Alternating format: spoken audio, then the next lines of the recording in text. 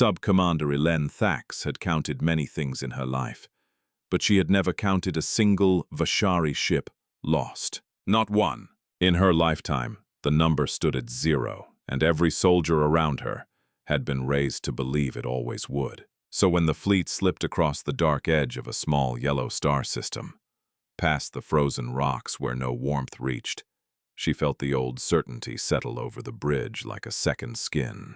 1,400 ships behind her, ordered and silent. A blue and green world turning ahead, slow and unaware.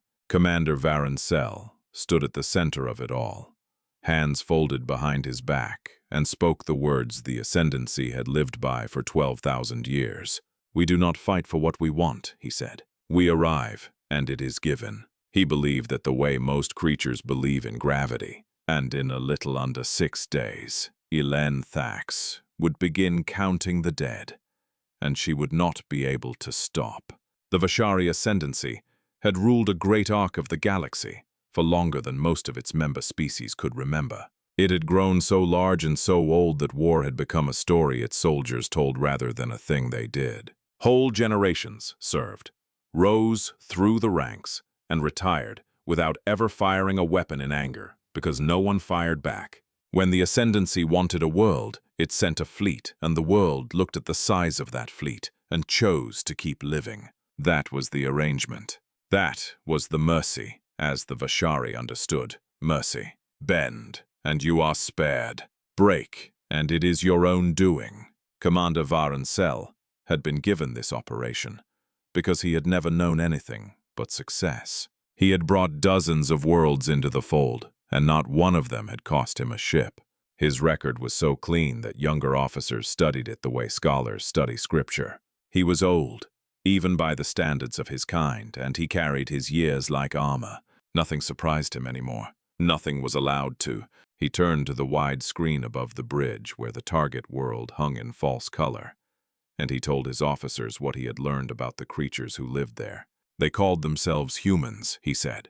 He had read every report the scouts had brought home. He had listened to the old signals that had leaked off that world long ago and crossed the emptiness to reach the Ascendancy's listening posts. Music, arguments, recordings of humans fighting one another over lines drawn on maps, over faith, over pride, over things that seemed to Vharon almost too small to name. He had watched a species that could not agree with itself about anything, that split into countless quarreling pieces, that turned its cleverness inward and spent it hurting its own kind. To Vharon, this was not weakness to be pitied. It was the opportunity. A species at war with itself would never unite against an outsider. A species that could not agree on how to live would never agree on how to defend its living. He had seen the pattern 100 times. Divided worlds fell without a shot. And there was the other thing, the thing that had brought a fleet of 1,400 ships across so much dark. The Ascendancy called it the Yield. Somewhere in the makeup of the human body, in the strange stubbornness of human cells, there was something the Vashari had spent an age searching for across 10,000 worlds and rarely found. Human tissue healed when it should have failed. It adapted, it endured punishment and kept working. The scientists back home could not manufacture what human blood carried, and so they wanted the source. Not destroyed, harvested, kept alive and producing, world without end. Ilenne Thax stood a step behind and to the left of her commander, where an Ossic officer was expected to stand. Her people had joined the Ascendancy 9 generations ago, not by choice exactly, but by the same arithmetic every conquered species eventually accepted. She had learned to be useful, she had learned to be quiet, and she had learned over 3 campaigns at Vharon Sel's side to trust a small cold feeling in the back of her mind that she could never quite explain to anyone above her. She had that feeling now. "Commander," she said, "we are 2 days from the inner edge of their system. Scouts report the human patrol ships holding their usual patterns. Nothing has changed in their behavior." "Good," Vharon said, without turning. "Send the order to every ship. We proceed as planned. No weapon is to fire unless fired upon. We are not here to break this world. We are here to keep it." She relayed the order, and around her the bridge moved with the calm of a thing that had done this many times. No fear. No hurry. The Ascendancy did not fear small worlds, and this was a very small world. Still, the feeling would not leave her, so she did what she always did. She looked closer. She pulled the human patrol data onto her own console and studied the paths those ships traced through the black. The same loops, the same timings, the same tired routine. And that was the thing that snagged her. It was too tired. It was too routine. A world that had picked up even a whisper of a fleet this size would show something in its movements, some ripple of alarm, some quiet redirection. These patrols showed nothing at all. They were perfect. And in her experience, nothing living was ever perfect unless it was being made to look that way on purpose. She almost spoke. She rehearsed the words in her head. "Commander, their calm is too clean." But she was Ossic, and she was a sub-commander, and the man beside her had not lost a ship in longer than her whole species had served. So she folded the thought away, the way she had folded away 100 thoughts before, and she told herself it was nothing. She would remember that silence for the rest of her life. 2 days passed. The fleet crossed the outer belt of ice and stone, formations tight, sensors sweeping the road ahead. Nothing rose to meet them. No warning shots, no wall of defenders scrambling out to die bravely in the dark. Just the slow turning of far worlds and the steady breathing of a fleet that had never been made to wait for a fight. "This is almost too easy," said a young officer near the sensor pit, half to himself. "It always is," Vharon answered. And a low sound of agreement went around the bridge. The comfortable laughter of soldiers who had never been afraid. "Most species do not understand what they are facing until it is standing over them," he said. "By the time these humans understand, they will already know that bending is wiser than breaking." Ilenne kept her eyes on the human patrol routes and said nothing. Deep inside the fleet, in the belly of the flagship, the Vashari had named the silent verdict. The crew began preparing the broadcast. It was the same message the Ascendancy had sent to dozens of worlds, worn smooth by long use. An offer of peace, an invitation to join. A calm and reasonable voice explaining, in the human's own tongue, that surrender was not defeat, but sense. Vharon Sel had delivered that message himself many times. He had a gift for it. He could make giving up sound like the intelligent thing to do, and most listeners in the end agreed with him. "Commander," said the sensor officer, a small nervous being named Thax. "We are reading a rise in signal traffic from the human world. Their networks are busy. A great deal of data is moving between what look like military sites." "Are they aware of us?" Vharon asked. "Unclear, sir. Human networks are always loud, but this is louder than the baseline. It began a few hours ago." Vharon considered it and dismissed it, the way he dismissed most things. Perhaps they had caught a stray reflection of the fleet on some lucky sensor. Perhaps they were only being humans, filling the air with noise as they always did. And even if they had seen something, what of it?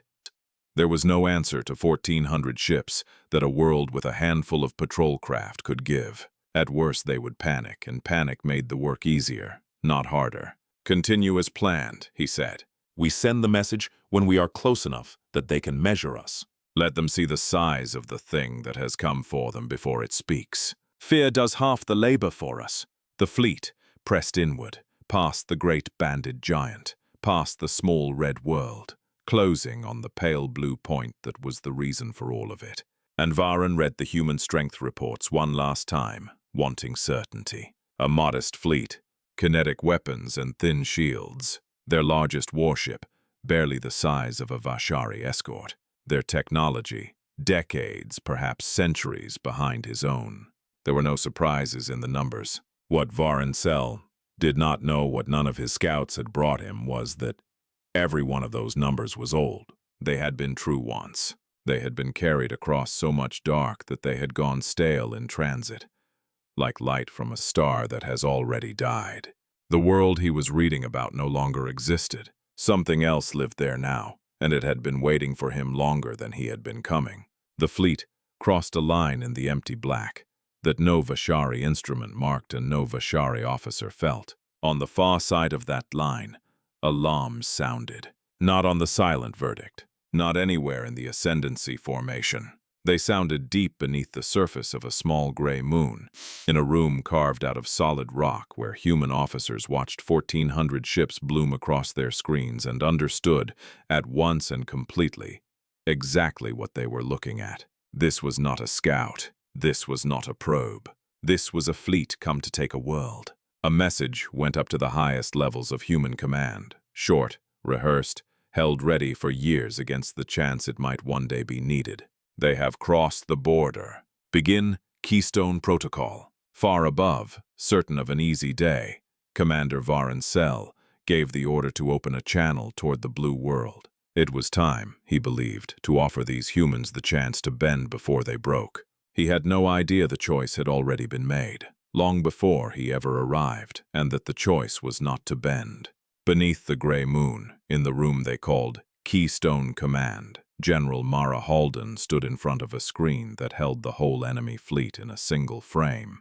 She had spent 20 years of her life getting ready to stand exactly there. She had been young when the thing that changed everything happened, the event the public was never told about, the one that convinced a divided world it was neither alone nor safe. She did not look at the 1,400 ships and feel fear. She had already done her fearing, years ago, in private, and had put it away where it could not slow her hands. "Confirm the count," she said. "Confirmed, General," answered Major Sel across from a console at her left. 1,400 vessels, 6 of them larger than anything we have ever built. Their power signatures put their weapons well beyond ours. The room was quiet under the hum of the machines. Everyone in it knew what those numbers meant on paper. On paper, humanity did not have a chance. But the plan had never been about a fair fight. It had been built, from the first day, around the promise that the fight would not be fair at all. "They are transmitting," said a communications officer. "On every major frequency. It is addressed to the people of the world." "Let it through," Halden said. "Let everyone hear what they came here to say, and record all of it. Every word." The message played. It reached screens in cities and kitchens and classrooms, on phones held in shaking hands, on public walls where crowds gathered to watch the sky. They could not yet see anything. Vharon Sel's voice came through it, calm and warm and reasonable. The voice of a creature who had never once been told no. "People of this world," it said, "we come in peace. We are the Vashari Ascendancy, and we have traveled far to speak with you. Your kind carries something rare, and we offer you a place among the many worlds that already call the Ascendancy home. Resistance would only bring suffering. Accept our terms, and you will have protection and knowledge and a seat in the wider galaxy. We await your answer." Across the world, billions of people learned in a single breath that they were not alone, and that the thing that was not alone with them had come to own them. In some cities, panic broke loose. In others, people simply stood in the street and looked up. Governments moved to respond, though most of their leaders had been quietly briefed for years that this exact morning might come. In Keystone Command, Halden did not hurry. "Send the standard reply," she said. "Thank them. Tell them we need time to consult. Buy us hours." The reply went up, polite and slow. A request for time to speak among themselves before giving a formal answer. Both sides understood it for the stall it was. It did its work anyway. Because while that soft message crawled outward toward the fleet, the real answer was already moving. And it was moving, nowhere near the world the Vashari were watching. It moved out among the outer moons and the hollowed asteroids, behind rocks that had been turned into shipyards decades before. In the cold blind spots, the Ascendancy sensors had swept past without a second look, because the small collection of patrol ships in the Vashari reports was true. And it was also a lie. Those ships were real. They were also, the only part, meant to be seen. The truth was older than the fleet's arrival. After the first contact, years before, the governments of the world had done a thing the public never fully understood. They had stopped fighting one another. Not out of sudden love. Nobody woke up kind. They stopped because a larger and colder possibility had shown its face. And every nation, did the same arithmetic at once. A divided world was a harvest waiting to happen. So the old rivalries went into a draw, and the resources came out, and scientists who had spent their lives on separate sides of separate borders sat down at the same tables and built toward a single morning. They studied the wreckage of that first strange encounter and learned from it. They built ships behind the cover of mining rigs. They trained pilots and soldiers who grew up knowing they might one day have to defend, not a country but a species. By the time Vharon Sel crossed the line in the dock, humanity had close to 800 warships hidden across the system, carrying weapons a full age ahead of what the Vashari believed possible. It was still the smaller fleet. Each human ship was still weaker, alone, than a Vashari warship, but it carried 3 things the Ascendancy had not thought to measure. It carried patience. It carried a species that had spent its entire history learning, in blood, exactly how to hurt. And it carried weapons designed from the first bolt with the Vashari in mind. Sub-Commander Ilenne Thax watched the human stall come in and felt the cold thing in her mind sharpen to a point. "Commander," she said, before she could stop herself. "Their request for time. I do not think it is fear." Vharon glanced at her, mildly surprised she had spoken. "Of course it is fear," he said. "It is pride, dressed as fear. They wish to accept, without looking weak in front of their own kind. Species with pride always need this delay." "Their patrols never changed," she said. "Not once, from the moment we entered their reach. A frightened world twitches. This one did not. It held still. Sir, a thing holds that still, only when it wants you to come closer." For a moment, something flickered behind Vharon's old eyes. Then it was gone, folded away under 12,000 years of never being wrong. "You see traps in shadows, Sub-Commander," he said, not unkindly. "It is a useful habit in an officer. It is a poor one in a commander. Grant them their hours. In the end, they will reach the only sensible conclusion." She said nothing more. She had said her piece, and it had landed nowhere. And she knew the shape of that too. Among the human ships waiting in the dock was a single small picket that had drawn the loneliest duty of all. The outermost watch, closest to the enemy. Her name was the Kestrel, and she was crewed by 9 people, and she was commanded by a young officer named Lieutenant Ren Okafor, who was 26 years old and had a younger brother back home she wrote to every week. She had been chosen for the outer watch because she was steady. Her last routine log, sent hours before anything began, ended the way all her logs ended, with a small dry joke and the words, "See everyone after." Nobody thought about that log at the time. It was an ordinary thing. It would not stay ordinary. On the 4th day, the world sent its real answer. It was not what Vharon expected. The transmission was short. A single woman in a plain gray uniform, standing in a bare command room. She did not smile. She did not look afraid. "This is General Mara Halden," she said, "speaking for the people of this world. We have your message. Our answer is no. We will not be harvested. We will not join your ascendancy. This world is ours. We will defend it." The channel closed. On the bridge of the silent verdict, there was a silence Ilenne had never heard before. The silence of a great many creatures who had all, at the same instant, been told a thing they did not have a category for. Vharon Sel stared at the dark screen. For the first time in a very long life, he was surprised. "They refuse," someone said quietly. "They have seen our numbers, and they still refuse." "Then they have not understood," Vharon said. His voice was steady, but the old cold feeling had crawled back into it. "Or they believe they hold some hidden card. Either way, we will show them what refusal costs. Prepare a controlled strike. 16 ships. Take one of their smaller orbital stations near the home world. Enough to teach the lesson. Not enough to spoil the harvest." The order went out. 16 ships broke from the Great Formation and turned toward the Blue World, moving with the same certainty the whole fleet had carried since it crossed the line, expecting no true resistance, expecting only to write a short sentence in fire and come home. They never arrived. The 16 ships crossed the orbit of the small red world in a tight arrowhead, and every screen on the silent verdict tracked them with the boredom of a thing watching a chore get done. Ilenne Thax watched too, and she watched the space around them, which was the part no one else seemed to be watching. Empty, clean, perfect, the way the patrol routes had been perfect. Then the empty space stopped being empty. Ships rose out of nothing. They came up from behind asteroids that should have been dead rock, out of positions that no Vashari sensor had marked, and they moved with a speed and a togetherness that matched nothing in the Ascendancy's records on human craft. In the time it took Tavik to find his voice, the 16-ship strike force was surrounded on every side. "What is this?" Vharon said.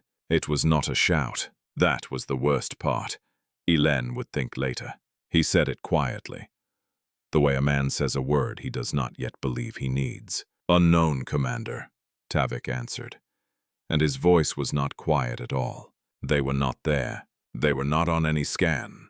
Their weapons do not match anything we hold. They are firing." On the screen, small bright flowers opened in the dark. The 16 ships tried to turn. They tried to run. They tried to call home. The human vessels did not let them do any of it. They moved like they had rehearsed this exact killing 1,000 times. Because they had. There was nothing frantic in it.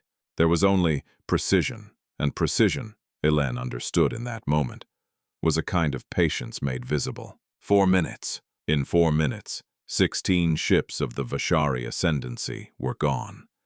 And the space where they had been held. Nothing but cooling debris and the slow drift of things that would never be ships again. The bridge of the silent verdict went silent for the second time in a day. Ilenne Thax reached for the number she had carried her whole life. The clean and perfect number. The 0. And she set it down. In its place, she wrote the new one. 16. She did not know yet how far that count would climb. She only knew with a certainty that frightened her more than the ships had, that it had started, and that starting was the hard part, and that starting was now done. Vharon Sel stared at the empty screen, and, for the first time since he had taken command of this fleet, since long before that, if he was honest, he felt a thing move in his chest that he had no recent memory of. "Doubt. Recall the forward scouts," he said. "Bring the fleet to full readiness." His voice had changed. It had lost something. It did not know how to get back. "This species is not what our reports described. We will need to think again." Beside him, an Ossic sub-commander said nothing, because there was nothing left to say that she had not already said. He called his senior officers together within the hour. They gathered around the long table at the heart of the flagship, and Ilenne sat among them. And the tension in that room was a thing none of them had a name for, because none of them had ever needed one. 16 ships, not to accident, not to some engine failure or navigation error, to an enemy that had appeared out of clean space and unmade them in the time it takes to cross a corridor. "I want answers," Vharon said. Around him sat the fleet's chief engineer, a broad, slow-spoken being named Morin, and the head of intelligence, a small, careful analyst named Vess, and Ilenne, and a handful of others whose certainty had drained out of their faces in the last hour. "How?" he said. "How does a species with no real fleet erase 16 of our ships in 4 minutes? Vess spoke first, choosing every word. "Commander, I have gone through the sensor record. The human ships were not seen by any long-range scan before they were among us. Their hulls carry some coating that scatters our pulses. We think this may not be their own work. It may be something they found, recovered, from a source we do not know." "You are telling me," Vharon said slowly, "that these creatures found something not of their own making." "It is possible, Commander, and their weapons do not match our archive. The energy patterns are strange. They are ahead of us in ways our reports said they could not be." Morin leaned in, his heavy hands flat on the table. "If I may, Commander, the way they attacked, the speed, the coordination, the timing, that is not a defense thrown together in panic. That is a thing built and practiced over years, decades perhaps. Someone knew we were coming long before we came, and they made ready. The room held that. Ilenne watched the truth of it settle onto the faces around her, one by one, like frost. Our reports on this species were dead before we read them, Vharon said at last. He said it flatly, and the flatness was almost worse than anger. We built our plan on signals decades old, from before whatever changed on that world. We came here believing we faced a primitive thing, still knifing itself over lines on maps. Instead, we face something that has spent those decades getting ready for us. Then we withdraw, said one of the younger officers, and his voice cracked a little on the word. Because in 12,000 years no Vashari commander had ever spoken it and lived down the speaking. This is not how war works, he added, almost to himself. We do not lose ships. We do not. It was the first time Ilenne heard the phrase said aloud in that room. It would not be the last. Each time it came back, it would carry less weight, until at the end, it would carry none at all. Vharon did not answer the young officer directly. He was weighing his own arithmetic, and Ilenne could see the shape of it moving behind his face. Withdrawal meant carrying a failure home to the Ascendant Council, a thing that had not happened in his lifetime or his father's.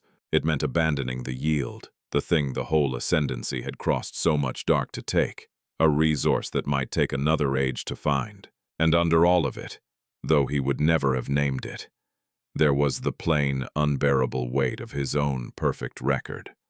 The clean number he had carried the way Ilenne had carried hers. We still hold the greater numbers, Vharon said. His voice found its old iron again, and Ilenne felt the room lean toward it, grateful for something familiar to lean on. Whatever these humans have built, it cannot stand against our full weight brought to bear at once. We will not throw small parties into the dark to be swallowed.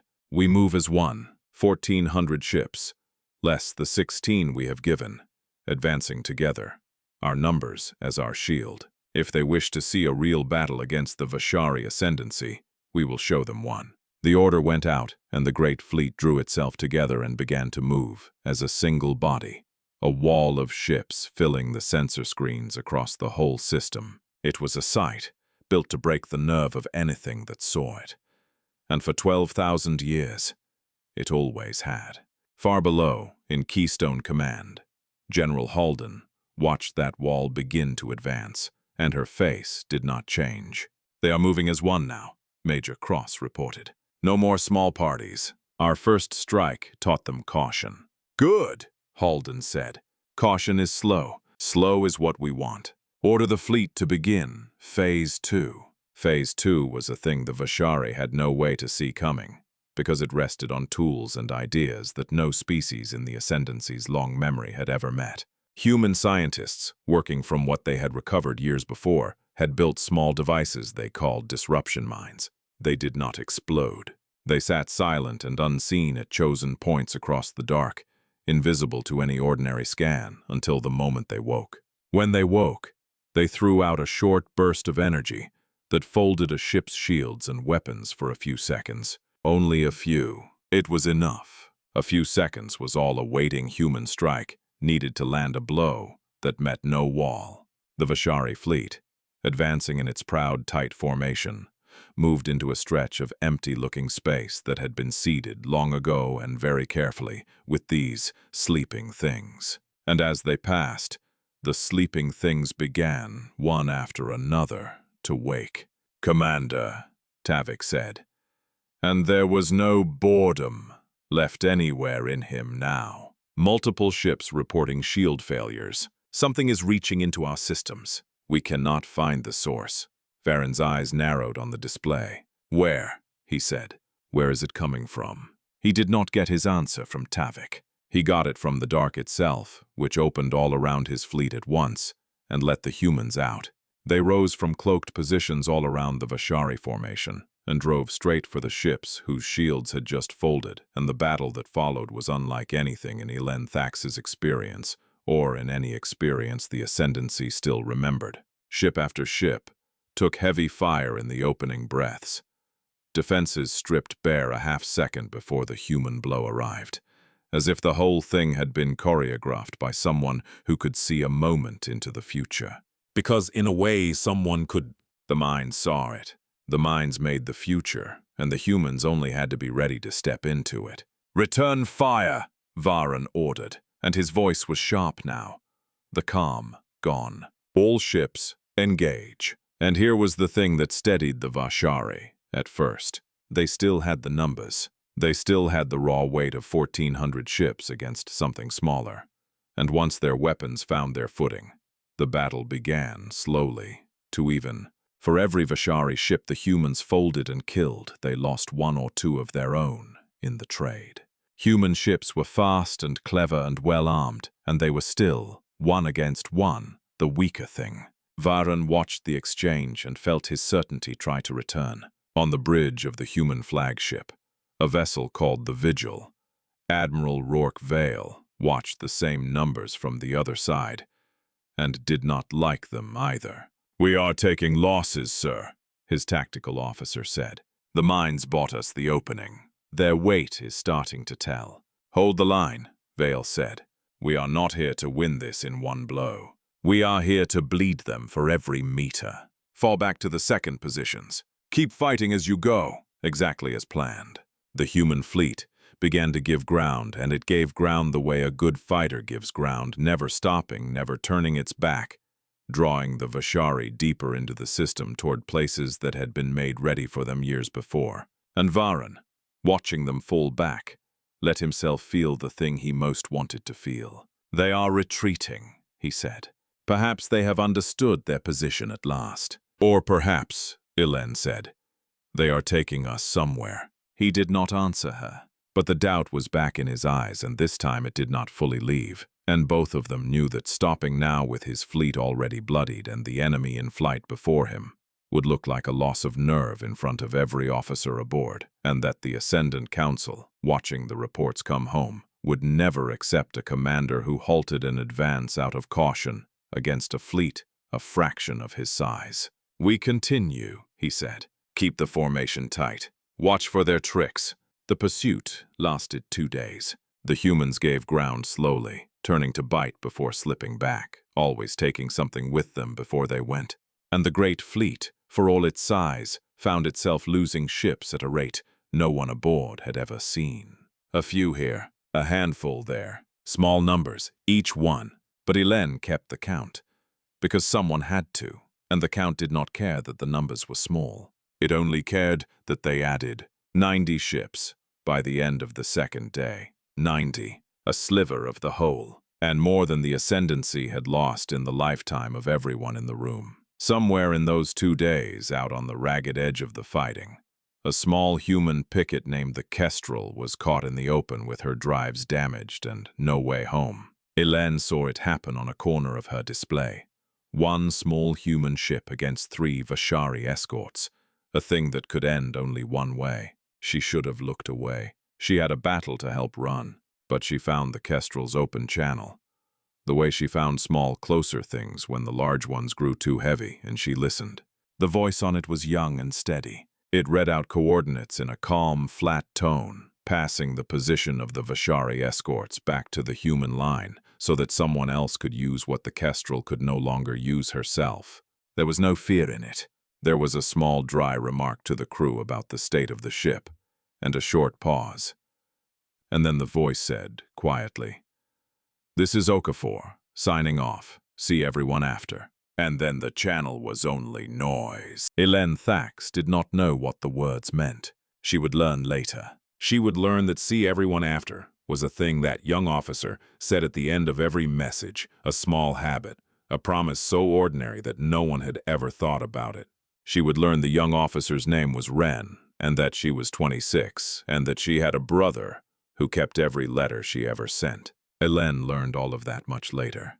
And when she did, the small thing she had felt watching a corner of a display became a large thing, and it never got smaller again. But that was later. In the moment, she only marked it. One more entry in a count that was no longer only ships. "We are close to their home world now," Vharon said, staring at the tactical display, at the pale point growing larger. "Whatever they have been drawing us toward, we are near its heart. Full readiness on every ship. If they mean to make their stand here, we meet it with everything." And the humans, as if they had heard him, stopped retreating. They formed a line just beyond the orbit of the small gray moon, spread wide and waiting, directly in front of the place where all their preparation had been buried. General Holden watched the Vashari come and spoke quietly to Admiral Vale, who had returned to Keystone Command to run the last phase from the ground. "They have taken the bait," she said.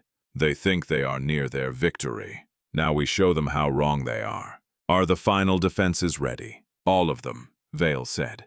"Every hidden platform, every reserve ship we kept back for exactly this. They crossed our border with confidence, Admiral. Let us make sure they understand, before this is done, what that confidence has cost." Above the gray surface of the moon, platforms that had sat dark and silent for 20 years, invisible to every scan the Vashari fleet had run since it entered the system, began quietly to wake. The fleet reached the edge of the moon's orbit as the sun rose over a wide ocean far below.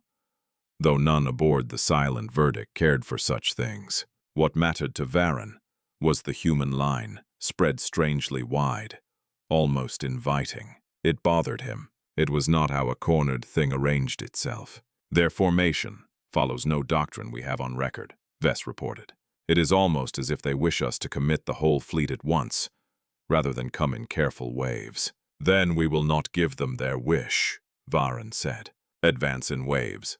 The first will test them. The second and third hold in reserve until we see what we face." A third of the fleet, still more than 300 ships, moved forward toward the waiting line, and the line, as they came, began to fall back, drawing that first wave forward, deeper, past the orbit of the moon, until the ships hung directly over the gray and pitted surface itself. What Vharon did not know, what no instrument on any Vashari ship had caught through the whole long approach, was that the surface of that moon had been made, over 20 patient years, into the largest hidden weapon the humans had ever built. Beneath the crust, joined by tunnels that ran for hundreds of kilometers, sat a vast lattice of energy weapons fed by reactors buried so deep that no scan could feel their heat through all that rock. This was the heart of Keystone Protocol. This was the thing General Holden had set moving the moment the fleet crossed the border, 5 days before. As the first wave passed directly over the surface, chasing the retreating human line, Mara Holden gave the last order. "Fire!" The moon woke. Hundreds of hidden platforms, dressed for 20 years as ordinary rock and crater, opened fire at the same instant, throwing columns of concentrated light straight up into the soft underbellies of ships that had never once considered the ground beneath them as a threat. Vessels that had braced, if they braced at all, for a fight in front of them took the blow from below, from a place their sensors had sworn was empty stone, and in the first seconds of it, whole ships came apart. On the bridge of the Silent Verdict, every console screamed at once, "Commander, we are under fire from the lunar surface. Multiple ships critical. 2 capital ships have lost their shields entirely." Vharon stared, and for a moment he could not speak, and Ilenne saw the exact instant the last of his certainty left him. "The moon," he said. "They put their weapons inside the moon." "Pull the first wave back!"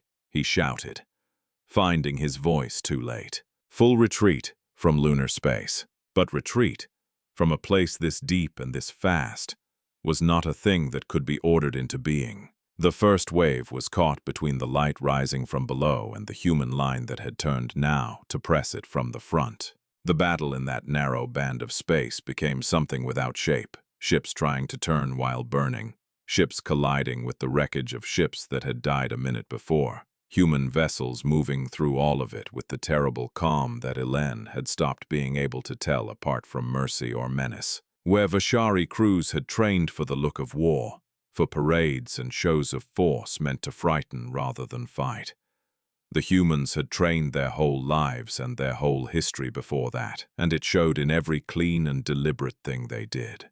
In 20 minutes, the first wave of 300 was fewer than 100, and most of those were limping. "Bring up the second and third waves," Vharon ordered, and there was something in his voice now that was very close to fear. an emotion he had not felt in centuries and did not have the practice to hide. We overwhelmed them with weight. We have no choice. And even as the order left him, the humans did a thing the Vashari had never recorded. The ships that had shattered the first wave broke off and released a spreading cloud of fine particles that raced through the battle space and fouled every long sensor and every link between ships across the whole formation. "Commander, we are losing our coordination," Tavik reported, and the panic was open in him now. "The cloud is cutting our network. Ships cannot receive the tactical feed. We are being forced to fight alone," which was the whole point, and it was a point aimed with terrible care. The greatest strength of the Vashari Ascendancy had always been its numbers, moving as one mind, ships acting together under a single will to crush anything through combined weight. Break the one mind, and the numbers became only a crowd, and a crowd of ships each fighting alone was a very different thing to face than a fleet.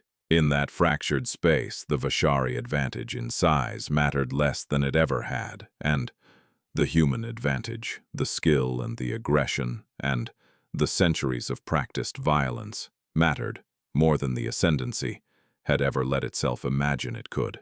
The second and third waves advanced anyway, 600 ships surging into the fight, and for a stretch of time their sheer weight began to tell. Human ships, for all their skill, could not fight forever against a force that outnumbered them so badly. Losses climbed on both sides. Explosions lit the space around the moon, like a new and terrible field of stars, and the debris of both fleets spread out into a slow, grinding cloud.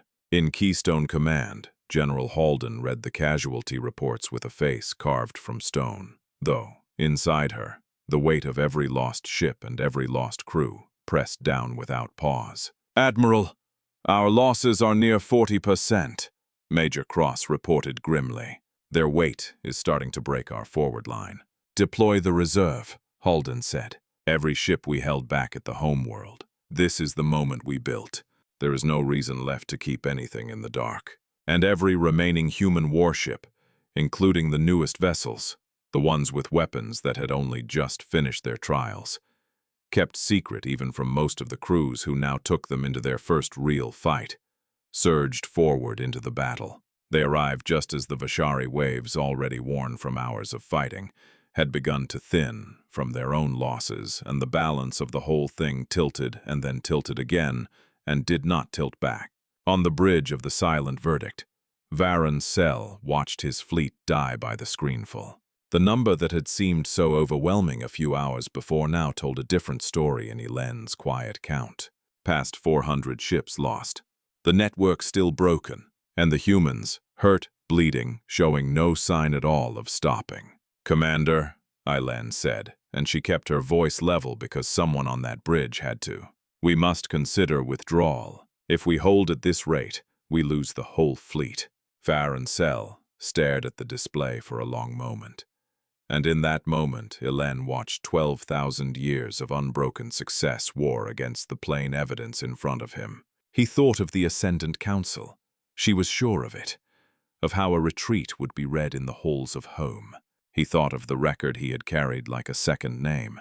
But he thought, too, of the thousands of soldiers under his command who had trusted him to know what he was doing, and who were dying now inside a mistake he had walked them into, with a smile. "All ships," he said at last, and the words came out of him heavy, as if each one cost something. "Disengage. Regroup at the outer marker. We are pulling back." It was, though no one on the silent verdict yet knew it, an order given far too late to matter as much as he needed it to. Pulling back from a fight this deep was harder than the saying of it. Ships tried to turn while still under fire. Some struck the wreckage of ships that had died before them. Some were caught by human craft that would not let a wounded enemy simply slip into the dark. And Ilenne kept counting, because the count was the only thing she could still do, cleanly. Of the 1,400 that had crossed the border, barely 500 were still whole enough to fight, and even those wore their damage openly. It was a defeat, with no match in the memory of the Ascendancy, and perhaps no match in its whole long history of taking what it wanted. "Commander, the human fleet is not pursuing," Tavik reported, and there was confusion in it now to go with the fear. "They are holding near the moon. They are letting us go." Vharon turned that over, and found in the wreck of his certainty that it made a cold kind of sense. The humans had fought this whole battle from behind their own prepared ground. To chase a beaten fleet into open space would be to give up every advantage they had spent 20 years burying in rock. Whoever commanded that fleet understood the worth of a battle already won, and had no need to spend more lives proving a point that had already been made in fire. They were not letting the Vashari go out of softness. They were letting them go because keeping them would have cost more than it was worth, and the humans, Ilenne was beginning to understand, counted costs the way she counted ships, without flinching. All the way down. The senior officers gathered one last time as the broken fleet limped for the outer marker, and the room was a different room than the one that had met that morning.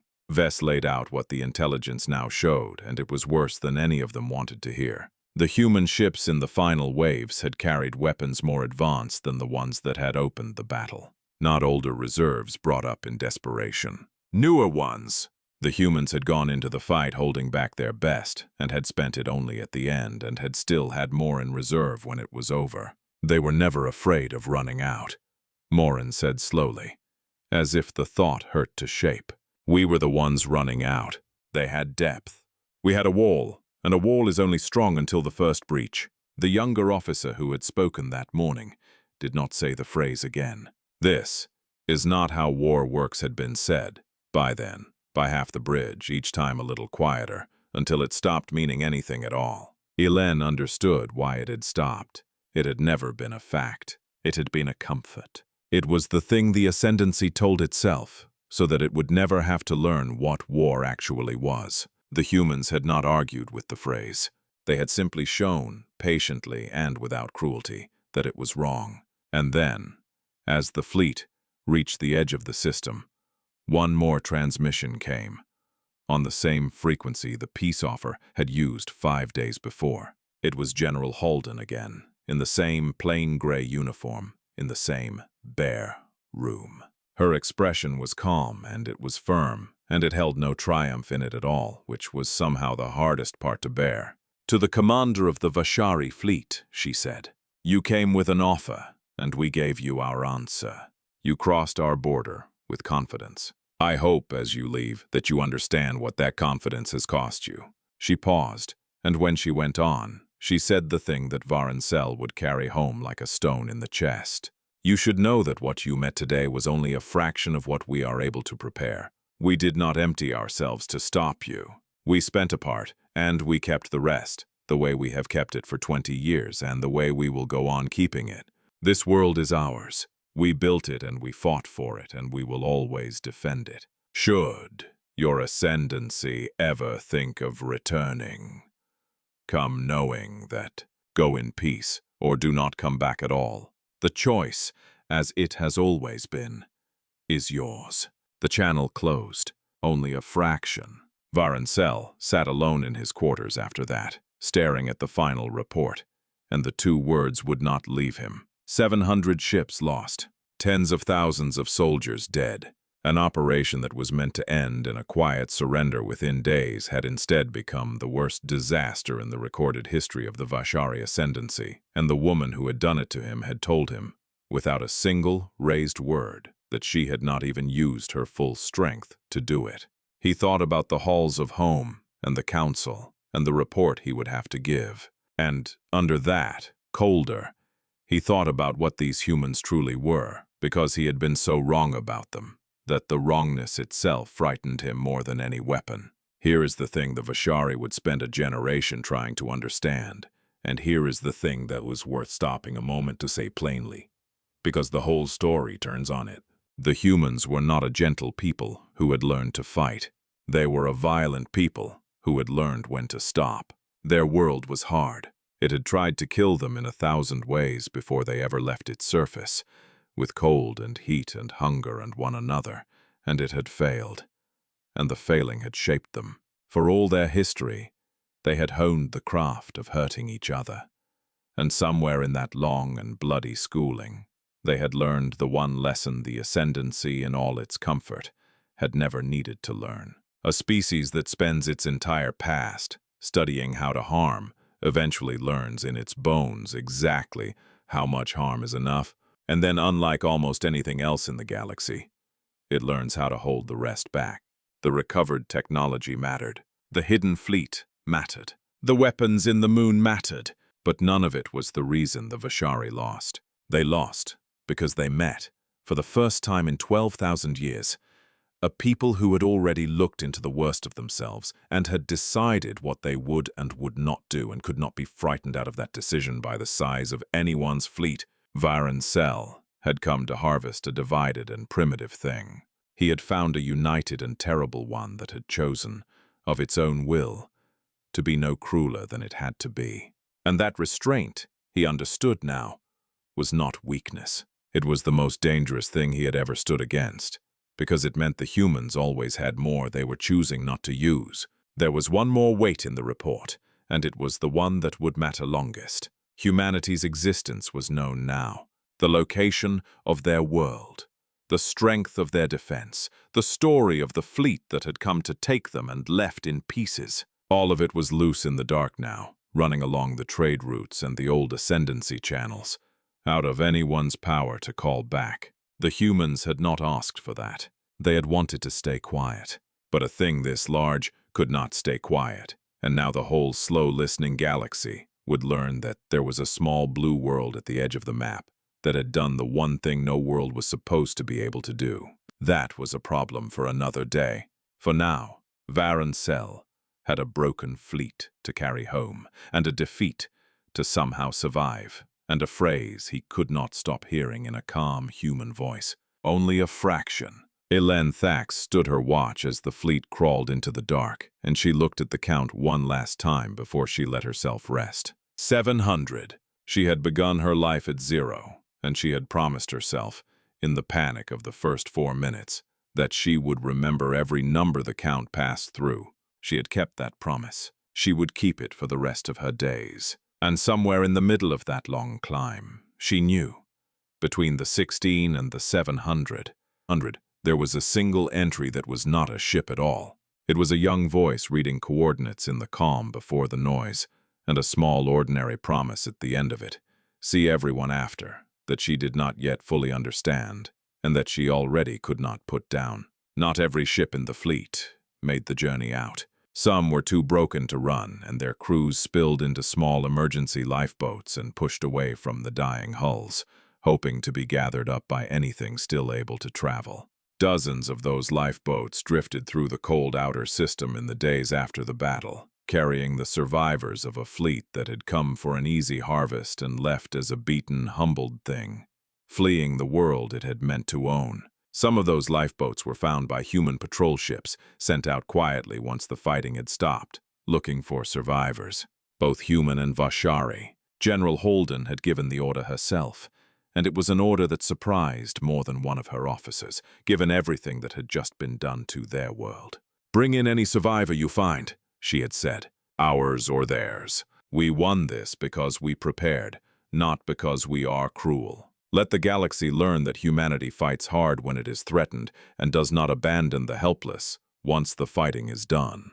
That will serve us longer than fear ever could." So human ships came alongside the drifting Vashari lifeboats and took the survivors in.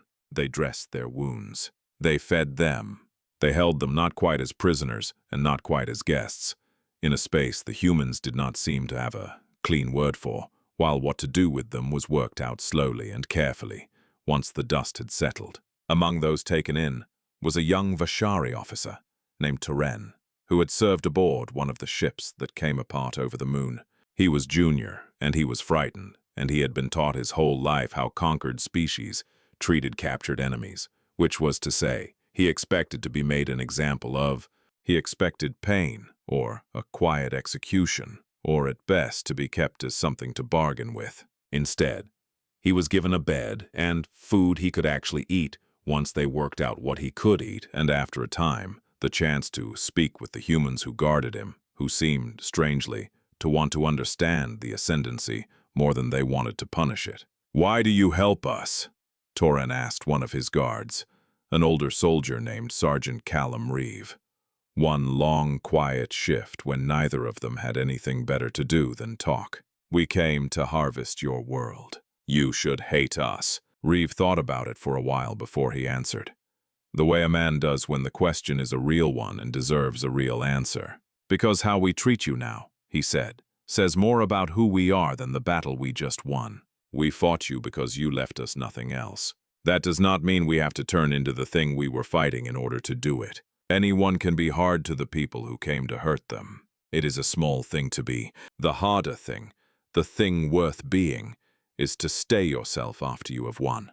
Toren had no answer for that. It did not fit anywhere in what he had been taught. In the Ascendancy, victory was the end of the argument. You won, and the winning proved you were right, and the losers became yours to use. He had never once heard anyone say that the way you won might matter more than the winning. He carried that conversation home with him when at last the survivors were sent back, and he carried it the way a man carries a stone. He cannot decide whether to keep or throw away, and in the end he kept it, and it changed him, and later it changed others. It was Toren, in the quiet weeks aboard the human ship, who learned the name that Sub-Commander Ilenne Thax had marked and could not put down. He learned it because he asked one day about a name he had heard the human crew speak with a particular weight, and they told him, Lieutenant Ren Okafor, 26 years old, commander of a picket called the Kestrel, lost on the second day of the fighting, out on the edge where the duty was loneliest. She had a younger brother who kept every letter she had ever sent him, they said. And at the small memorial the humans held for their dead, the brother had stood and read the last thing she ever transmitted, which was not a grand thing at all, only a habit she had, the way she ended every message. "See everyone after." When that story reached the fleet, long afterward, carried home in Toren's careful telling, it found its way to Ilenne Thax, and the small heavy thing she had felt watching a corner of a display finally had a shape, and a name, and an age, and a brother. She understood then what "see everyone after" had meant. It had been a promise, a small ordinary promise that a steady young officer made at the end of every message, so certain and so plain that no one had ever thought to be moved by it until the one time it could not be kept. Ilenne had spent her career learning to count without flinching, the way the humans counted, all the way down. She found, sitting with that name, that she had finally reached the bottom of the count, and that the bottom of it was not a number at all. Word of the battle spread, and word of the mercy spread with it, out along the trade routes and the old Ascendancy channels, into the parts of the galaxy that had lived under the Vashari for longer than they could remember. Other species heard it, species that had bent long ago rather than break, that had accepted the arrangement because there had never seemed to be another one. They heard of a small distant world that had not only turned back a Vashari fleet, but had gathered up the survivors of that fleet and sent them home whole, asking nothing for it. And in the quiet of 1,000 subjugated worlds, that second part of the story did a thing the first part alone could never have done. It made them wonder. The fleet had shown that the Ascendancy could bleed. The lifeboats had shown them what a people looked like who did not need to be cruel to be strong. Of the two, the lifeboats frightened the old order more, because a fleet you can meet with a larger fleet, but you cannot arm yourself against the sight of a better way to live. Back on the blue world, life turned slowly toward something like ordinary, though nothing would ever be quite the same. The public knew now past any doubt that they were not alone, and that the dark was not always kind. Governments that had kept the secret for years had to answer for the keeping. But under the fear and the questions there ran a quieter thing, a hard and steady pride, the knowledge that when the worst morning finally came, humanity had not only survived it, it had chosen, in the middle of it, who it was going to be. General Mara Halden stood once more in Keystone Command, looking now not at a fleet on a screen, but at a plain report of the slow work of rebuilding. Repairing what could be repaired, naming the dead, getting ready for whatever the loud announcement of themselves might bring next. Admiral Vale stood beside her, and both of them wore the particular tiredness that goes deeper than the body. "Do you think they will come back?" Vale asked quietly. Halden thought about it for a long moment. "Maybe not the Vashari," she said. "Not for a long time. We hurt them badly, and pride like theirs takes an age to heal enough to try again. But someone will come. Someday. The galaxy is large, and we have just told all of it exactly where we are and exactly what we can do. And," she added after a pause, "exactly what we choose not to. That last part may be the thing that keeps us safe. Or the thing that brings the next one to our door. We will not know which for a long time." "Then we keep preparing," Vale said. "We keep preparing," Halden agreed.